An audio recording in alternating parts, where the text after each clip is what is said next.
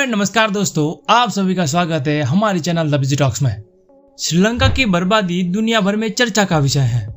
देश की आम जनता भोजन, दवाई और पेट्रोल जैसी जरूरी वस्तुओं के लिए मोहताज है।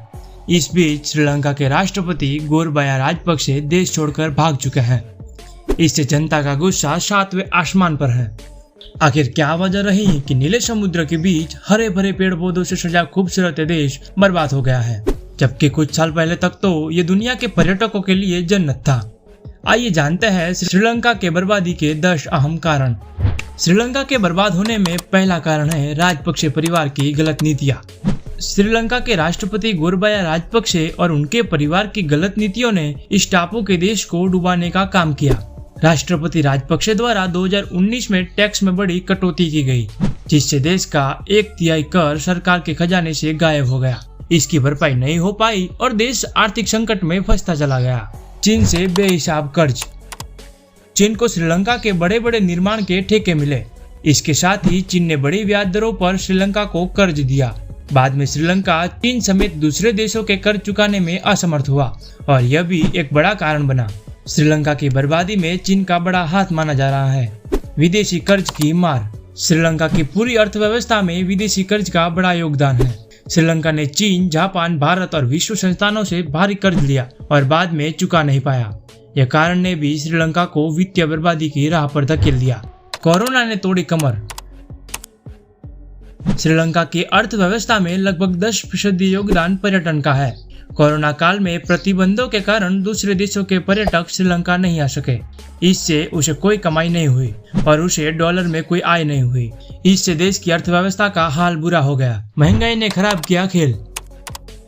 रूस और यूक्रेन युद्ध के कारण कच्चे तेल की कीमत में आसमान उछाल आया। देश के विदेशी मुद्रा संकट के बीच पेट्रोल और डीजल खरीदने के लिए विदेशी मुद्रा नहीं बची, जिससे संकट और भी गहरा गया। जरूरी सामान के दाम 300% तक बढ़े। श्रीलंका मुद्रा का डॉलर के मुकाबले अवमूल्यन होने से जरूरी सामानों के दाम 300% तक बढ़ गए। पेट्रोल 500 रुपए लीटर के करीब पहुंच गया। आटा 300 रुपए किलो मिलने लगा। यह चीजें जनता की पहुंच से बाहर निकल गई और यह भी बर्बादी का कारण बनी। खेती से जुड़े नियमों में परिवर्तन। श्रीलंका में खेती के नियमों में भी परिवर्तन किया गया। रासायनिक उर्वरकों के इस्तेमाल की जगह ऑर्गेनिक खेती को बढ़ावा दिया गया। इससे चावल की फसल बिल्कुल बर्बाद हो गई। इससे श्रीलंका में रोजमर्रा की वस्तुओं में भयंकर कमी आई। कर्ज का दुरुपयोग। श्रीलंका ने पिछले एक दशक में विकास के नाम पर भारत, जापान और चीन जैसे देशों से अरबों डॉलर का कर्ज लिया है, लेकिन कर्ज विकास की बजाय भ्रष्टाचार की भेंट चढ़ गया। यह भी आर्थिक संकट का कारण बना। गिरता विदेशी मुद्रा भंडार। 2021 के आखिर तक श्रीलंका का विदेशी मुद्रा भंडार 2.7 बिलियन डॉलर से काफी नीचे आ गया था। व्यापारियों की आयात होने वाले माल को खरीदने के लिए विदेशी मुद्रा के स्रोत के कारण संघर्ष करना पड़ा, लेकिन समय रहते इस पर ध्यान नहीं दिया और इससे भी वित्तीय संकट गहराया। भ्रष्टाचार और धन का कुप्रबंधन। अर्थशास्त्रियों का कहना है कि संकट की कई घरेलू वजह रही, जिसमें भ्रष्टाचार और धन का कुप्रबंधन रहा।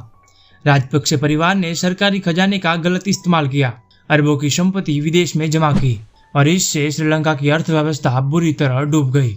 आशा करते हैं कि आपको वीडियो पसंद आया होगा। वीडियो पसंद आया है तो लाइक और शेयर करना ना भूलें और हमारे इस चैनल को सब्सक्राइब करना भी ना भूलें। मिलता है कैसे नए वीडियो के साथ, नए टॉपिक के साथ। तब तक के लिए गुड बाय।